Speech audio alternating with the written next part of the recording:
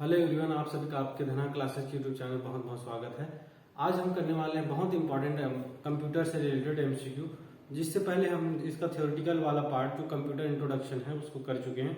आज हम 25 एमसीक्यू करने वाले हैं उससे रिलेटेड, जो पिछला चैप्टर में हम जो पिछला जो क्लास में पढ़े हैं उसके बारे में। चलिए स्टार्ट करते हैं। पहला क्वेश्चन क्या बोल रहा है वो देखते हैं। पहला क्वेश्चन बोल रहा है कि किन्हें कंप्यूटर के पितामह के रूप में जाना जाता है। ठीक है ना, बोला है कि किन्हें कंप्यूटर के पितामह के रूप में जाना जाता है। ठीक है, अब हम जब थ्योरी वाला पार्ट पढ़ रहे थे, थ्योरी वाला पार्ट वहां पे पढ़े हैं कि father of computer, father of computer. ठीक है ना, यही पढ़े father of computer, father of computer.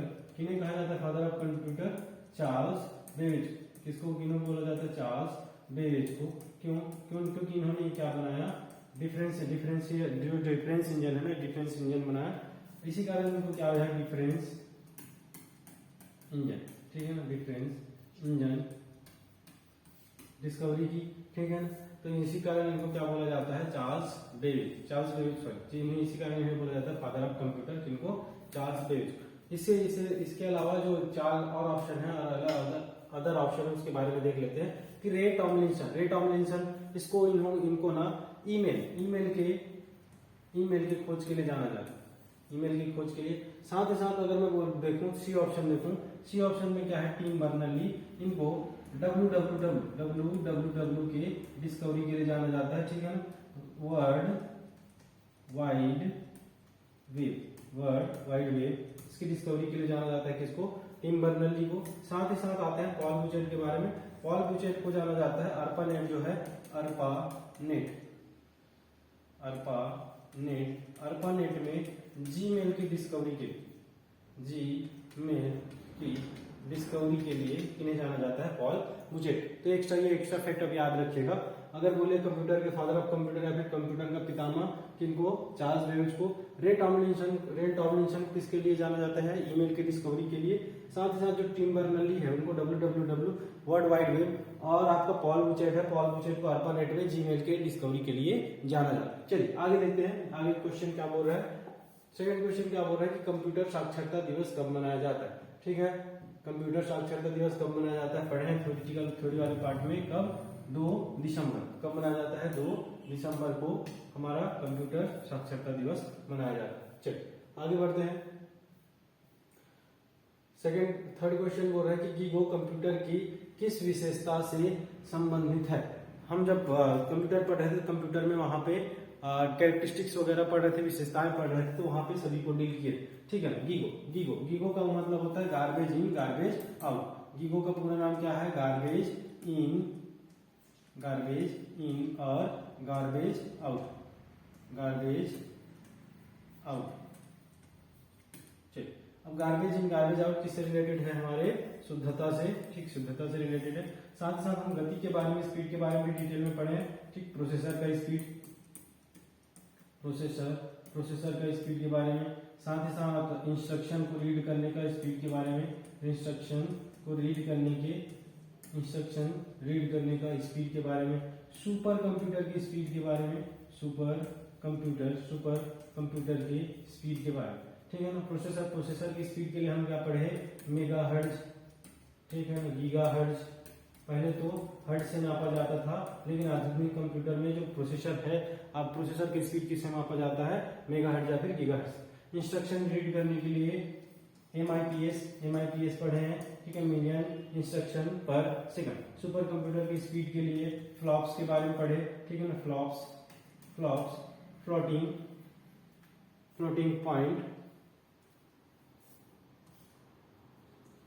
Point पर सेकंड, इसके बारे में पढ़े थे। ठीक है ना, फ्लोटिंग पॉइंट।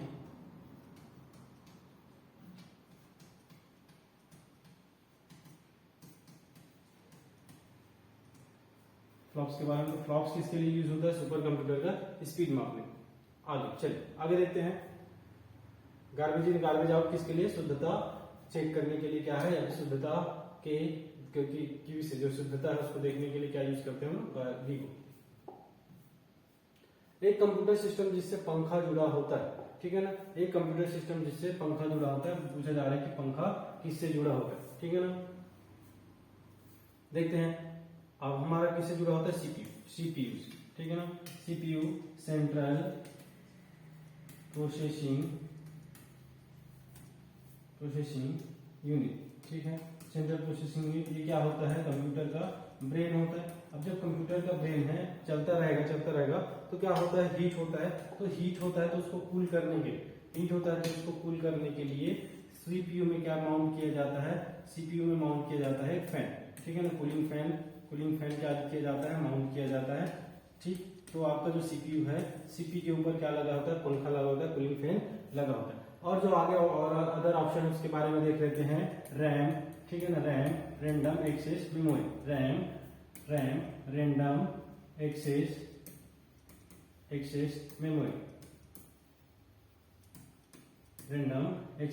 मेमोरी, यह क्या होता है, कंप्यूटर का अस्थायी मेमोरी, ठीक है ना, अस्थायी मेमोरी है। और वोलेटाइल भी बोलते हैं, वोलेटाइल मेमोरी, ठीक, वोलेटाइल मेमोरी। चल, उसके बाद है वीडियो का पूरा नाम है विजुअल डिस्प्ले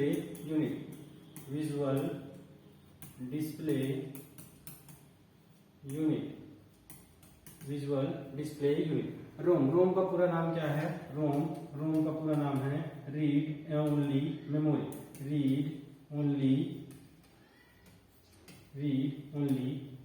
ठीक है ना। और ये जो है आपका कंप्यूटर का स्थायी मेमोरी है, साथ ही साथ ये कैसी मेमोरी है, नॉन वोलेटाइल। ये एक्स्ट्रा फैक्ट अब याद रखिएगा, ठीक है ना। तो हमारा एक कंप्यूटर सिस्टम जैसे पंखा जुड़ा होता है, किससे जुड़ा होता है, सीपीयू से जुड़ा होता है। सेंट्रल प्रोसेसिंग यूनिट को क्या बोला जाता है, कंप्यूटर का ब्रेन बोला जाता है। जब ऑब्वियस सी बात है, जब ब्रेन जो आपका कंप्यूटर का ब्रेन लगातार जब चलता रहेगा तो हीट होता है, तो ज्यादा हीट ना हो उसके कारण क्या है, उसमें माउंट किया जाता है, क्या चीज, कूलिंग फैन माउंट किया जाता है, ठीक है। चलिए आगे बढ़ते हैं। कंप्यूटर चालू करते ही कंप्यूटर का कौन सा भाग सबसे पहले एक्टिव होता है, ठीक है ना। कंप्यूटर चालू करते ही कौन सा भाग सबसे पहले एक्टिव होता है, कौन सा भाग, बायोस, ठीक है ना। बायोस का पूरा नाम जब हम थ्योरेटिकल वाला पार्ट कर रहे थे तो किए थे बायोस, ठीक है ना। BIOS basic input output system,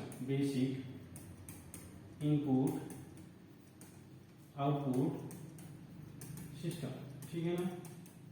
basic input output system, BIOS के बारे में पढ़े। चल, ये तो अभी डील कर लिए इसके बारे में। रैम, ठीक, रैंडम एक्सेस मेमोरी, ठीक, अस्थायी मेमोरी है, ठीक। साथ ही साथ क्या है, अभी ऊपर किए, ठीक। रैम के बारे में, रैम क्या है, रैंडम एक्सेस मेमोरी, अस्थायी मेमोरी है या फिर वोलेटाइल मेमोरी है। आपका जो रोम है, रोम स्थायी मेमोरी या फिर नॉन वोलेटाइल मेमोरी है। चलिए, तो BIOS basic input output system, सबसे पहले कंप्यूटर को जब चालू करोगे तो यही क्या होता है, स्टार्ट होता है, यही एक्टिव होता है। चलिए आगे आते हैं। कंप्यूटर का मस्तिष्क किसे कहा जाता है, ब्रेन ऑफ कंप्यूटर, ठीक है ना। ब्रेन ऑफ कंप्यूटर किन्हें किसे बोला जाता है, सीपीयू को, ठीक है ना। सीपीयू को सेंट्रल प्रोसेसिंग यूनिट, सीपीयू के तीन आपके क्या होते हैं, घटक होते हैं, कंपोनेंट होते हैं। एक तो होता है एएलयू, एक होता है सीयू, एक होता है एएमयू, ठीक है ना। ALU arithmetic logical unit, CU control unit, और आपका एएमयू जो है मेमोरी यूनिट होता है। एएलयू का काम क्या है, गणितीय और आपका तार्किक जो गणनाएं हैं, गणितीय और तार्किक गणनाएं करने का काम किसका है, एएलयू का। सीयू का काम क्या है, कंट्रोल यूनिट का काम क्या है कि जो आपका जो मदरबोर्ड है, मदरबोर्ड से जुड़े हुए जितने भी कंपोनेंट है उसको क्या करने के लिए, कंट्रोल करने, फिर हार्डवेयर और सॉफ्टवेयर जो जुड़ा होगा कंप्यूटर से उसको कंट्रोल करने का काम किसका है, सीयू का है। साथ ही साथ जो एमयू है, मेमोरी यूनिट का काम क्या है, स्टोरेज का, क्या है, किसका काम है, स्टोरेज का, आपका मेमोरी यूनिट का काम। चलिए, तो हमारा कौन सा आंसर हो जाएगा, कंप्यूटर का ब्रेन किसको बोला जाता है, सीपीयू, ठीक है, सीपीयू को। चलिए आगे आपका जो ऑपरेटिंग सिस्टम है, ऑपरेटिंग सिस्टम को आपका कंप्यूटर का सुपरवाइजर बोला जाता है, कंप्यूटर का सुपरवाइजर।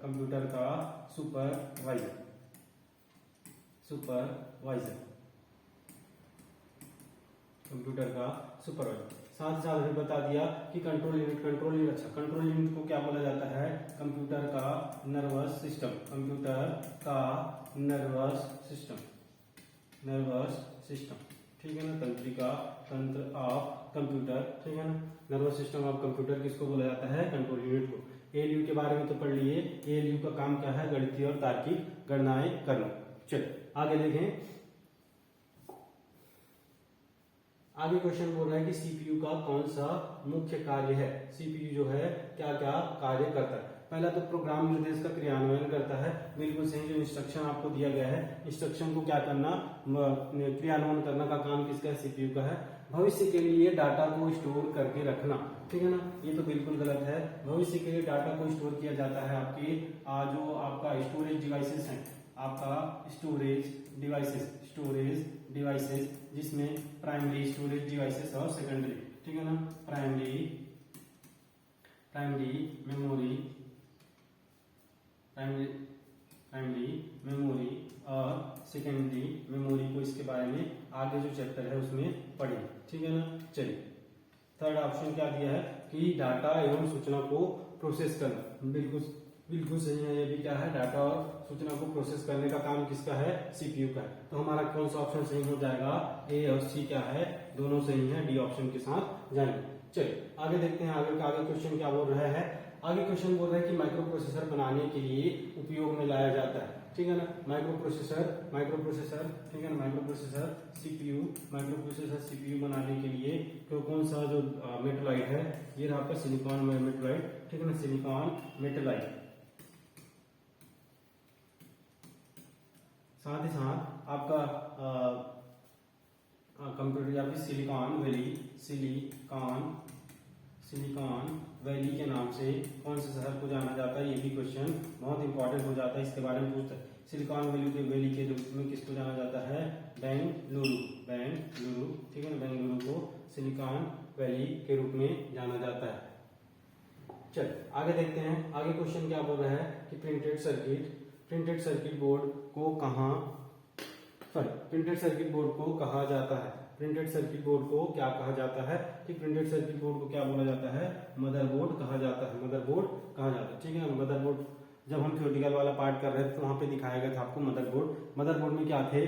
आप प्रिंटेड सर्किट थे, ठीक है ना। इसी के द्वारा जो आपका जो सूचना वगैरह है वो क्या है? दूसरे पार्ट्स में जाता है, ठीक है ना। तो मदरबोर्ड को क्या है? मदरबोर्ड क्या है? सर्किट है जो कैसा है? प्रिंटेड है। अरिथमेटिक लॉजिकल यूनिट, ठीक है ना, इसके बारे में तो अभी पढ़ लिए। एएलयू जो तार्किक और गणितीय क्या करना है? काम करने का काम करता है। सेंट्रल प्रोसेसिंग यूनिट सीपीयू, ठीक है, आपका जो प्रोसेसर है वो, और रीड ओनली मेमोरी रोम के बारे में जो क्या है? स्थायी मेमोरी है और नॉन वोलेटाइल मेमोरी है। चलिए आगे, निम्नलिखित में से क्या कंप्यूटर का एक गुण नहीं है? फिर से कैरेक्टरिस्टिक से क्वेश्चन है, ठीक है ना। कौन सा? भावना, तत्परता, गति, शुद्धता, ठीक है ना। भावना, फीलिंग्स के बारे में पूछा जा रहा है। फीलिंग्स तो होता नहीं है ना कंप्यूटर में फीलिंग्स नहीं होता भैया। तत्परता, डेजिलेंस, ठीक है ना, डेजिलेंस बिल्कुल होता है, तत्परता होता है। तुरंत आप क्या किए, कुछ आपको जैसे आपको कोई सूचना चाहिए या फिर कोई डाटा चाहिए तो तुरंत आपको क्या करता है? देता है। तो डेजिलेंस तो है। गति, स्पीड के बारे में ऊपर वाले क्वेश्चन में डील किए डिटेल में, तो स्पीड तो बिल्कुल होता है, ठीक है। शुद्धता एक्यूरेसी, ठीक है ना, एक्यूरेसी के बारे में पूछा जा रहा है। एक्यूरेसी बिल्कुल होता है, अभी पढ़े, ठीक है ना। चलिए सार्थक अंकों को कहा जाता है। जब मैं थ्योरी वाला पार्ट पढ़ा रहा था तो वहां पढ़े इनपुट के बाद प्रोसेस के बाद पढ़े हम लोग आउटपुट, ठीक है ना। आउटपुट, इनपुट हमें दिया जाता है इनपुट डिवाइसेस के यूज से, ठीक है ना। इनपुट जो होता है ये डेटा के फॉर्म में होता है, जो अपरिष्कृत होता है, ठीक है ना, अपरिष्कृत अनऑर्गेनाइज्ड होता है। प्रोसेसर के द्वारा क्या किया जाएगा? इसको प्रोसेस किया जाएगा। प्रोसेस करने के बाद इसको किसमें? इंफॉर्मेशन में चेंज कर दिया जाएगा, ठीक, इंफॉर्मेशन या फिर सूचना, ठीक। ये जो सूचना है, सूचना से जो हमें क्या मिलता है? हम जो कंक्लूजन पे पहुंचते हैं, सूचना से कहाँ पहुंचते हैं? जो कंक्लूजन में पहुंचते हैं, इस कंक्लूजन को क्या कहा जाता है? कंक्लूजन को ज्ञान कहा जाता है। ज्ञान के रूप में या फिर नॉलेज के रूप में जाना जाता है, ठीक है। तो ये जो इंफॉर्मेशन होता है, इंफॉर्मेशन क्या होता है? ऑर्गेनाइज्ड होता है, ठीक है ना, ऑर्गेनाइज्ड ऑर्गेनाइज्ड होता है। ठीक है, हमें पूछा जा रहा है सार्थक आंकड़ों को कहा जाता है, तो सार्थक हो गया, ठीक है ना, ये सार्थक हो गया, ऑर्गेनाइज हो गया, सार्थक ये क्या है, असार्थक है, असार्थक, ठीक है, सार्थक है, सार्थक अंक, असार्थक अंकों को क्या बोला जाएगा, आपका जो डाटा बोला जाएगा आंकड़ों को, साथ ही साथ जो सार्थक है, ऑर्गेनाइज है, परिष्कृत है, उसको क्या बोला जाएगा, सूचना बोला जाएगा। तो हम कौन से ऑप्शन के साथ चलेंगे, बी ऑप्शन के साथ चले, ठीक है ना। चलिए आगे बढ़े। आगे बोला जा रहा है कि कंप्यूटर के भौतिक घटक को कहा जाता है, ठीक है ना, कंप्यूटर का भौतिक घटक, ठीक, physical part, physical part, physical part को क्या बोला जाता है, फिजिकल पार्ट को हार्डवेयर, ठीक है ना, हार्डवेयर कहा जाता है। हार्डवेयर को क्या कर सकते हैं हम, बेसिकली छूकर क्या कर सकते हैं, महसूस कर सकते हैं, ऐसे पार्ट को क्या बोलते हैं, हार्डवेयर। और एक क्या होता है, सॉफ्टवेयर, ठीक है ना, सॉफ्टवेयर के रूप में फोटोशॉप वगैरह हो गया, फोटो, ERP9, ठीक है ना, आपका जो एक्सेल, MS वर्ड, ठीक है, ये सब क्या है,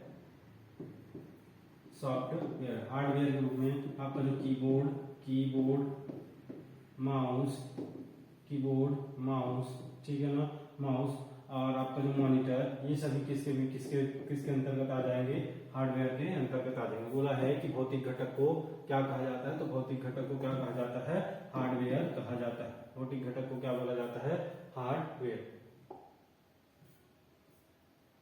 निम्नलिखित में से कौन सा CPU की गति मापने की इकाई नहीं है, ठीक है ना, किसकी गति, CPU की गति, CPU को बोला जाता है प्रोसेसर, ठीक, प्रोसेसर की गति मापने के लिए, ठीक, प्रोसेसर में आपका जो इंस्ट्रक्शन के लिए क्या यूज किए थे हम, इंस्ट्रक्शन MIPS, ठीक है ना, इंस्ट्रक्शन के लिए MIPS तो है, ठीक। फ्लॉप्स जो है सुपर कंप्यूटर का गति मापने के लिए भी बिल्कुल है। गीगाहर्ट्ज भी ये क्या है, ये भी बिल्कुल है। जीबी जो है आपका जो स्टोरेज है, स्टोरेज की इकाई क्या है, आपका जीबी है, ठीक है ना। तो हमारा आंसर क्या हो जाएगा, सीपीयू की गति मापने के लिए क्या यूज नहीं किया जाता, जीबी, गीगाबाइट यूज नहीं किया जाता। चलिए आगे आते हैं, HTTPS या फिर SSL के लिए कौन सा पोर्ट यूज किया जाता है। जब मैं आपको थ्योरेटिकल पार्ट पढ़ा रहा था तो वहाँ पे फिजिकल और वर्चुअल पोर्ट पढ़ाया था। वहाँ पे वर्चुअल पोर्ट में मैं बताया था HTTP, ठीक है ना, TCP, SMTP, ये सब के बारे में बताया था, ठीक है ना। तो यहाँ पे पूछा जा रहा है HTTPS SL के लिए कौन सा पोर्ट यूज किया जाता है, तो कौन सा पोर्ट यूज किया जाता है, 443, ठीक। अगर 80 का पूछे तो HTTP, और आपका जो 143 का पूछे IMAP, ठीक है, IMAP ये यूज होता है आपका ईमेल सेंड करने के, ठीक है ना। चलिए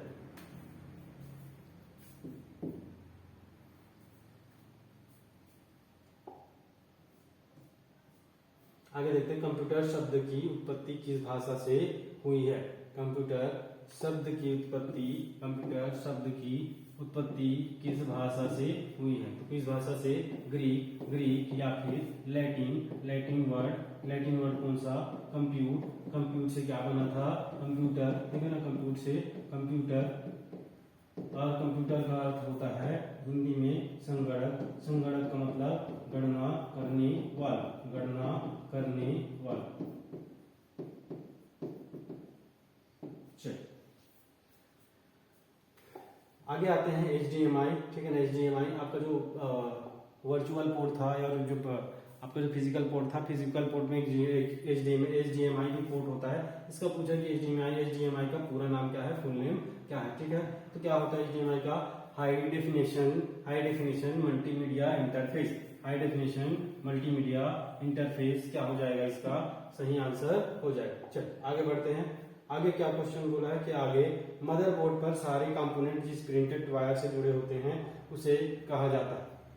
देखिए जब हम मदरबोर्ड पढ़े तो मदरबोर्ड क्या था, एक मदरबोर्ड एक प्रिंटेड सर्किट था, ठीक है ना, प्रिंटेड सर्किट प्रिंटेड सर्किट। और ये प्रिंटेड सर्किट जो है ना, इसी से जो आपका मदरबोर्ड का अलग अलग जो कंपाउंड है, अलग अलग जो कंपोनेंट है, वो क्या है, एक दूसरे से जुड़े होते हैं, ठीक है ना। और ये जो प्रिंटेड सर्किट है उसको बोला जाता है बस। कल पढ़ा है उसके, जब मैं थ्योरेटिकल वाला पार्ट पढ़ा है तो वहां बताया था कि बस के थ्रू क्या है, अगर मुझे कुछ निर्देश या फिर सूचना भेजना है तो बस के थ्रू ही क्या है, वो प्रिंटेड जो सर्किट है वो रास्ता है, बस के थ्रू क्या है जाता था, ठीक है ना।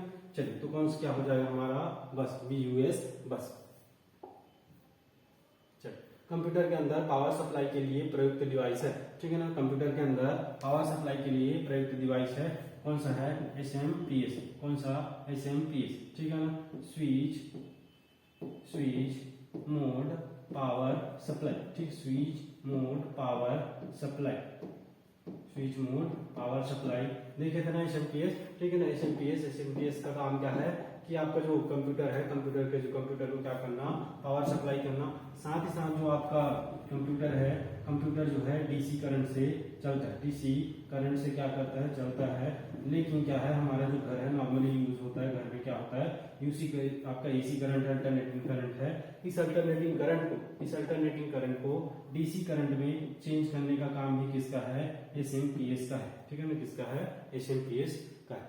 चलो आगे देखते हैं, आगे का क्वेश्चन क्या बोल रहा है। आगे क्वेश्चन है VGA का पूरा नाम है, ठीक है ना। VGA आप देखे थे जब आपको फिजिकल पोर्ट दिखाया था, तो फिजिकल पोर्ट में एक VGA पोर्ट था। VGA का पूछा कि VGA का पूरा नाम क्या है, तो VGA का पूरा नाम क्या है, वीडियो ग्राफिक्स एरे। कई बार पूछा गया क्वेश्चन है, वीडियो ग्राफिक्स एरे, VGA का नाम क्या है, वीडियो ग्राफिक्स एरे। चलिए आगे देखते हैं, आगे क्वेश्चन क्या बोल रहा है। वह डिवाइस जो कंप्यूटर को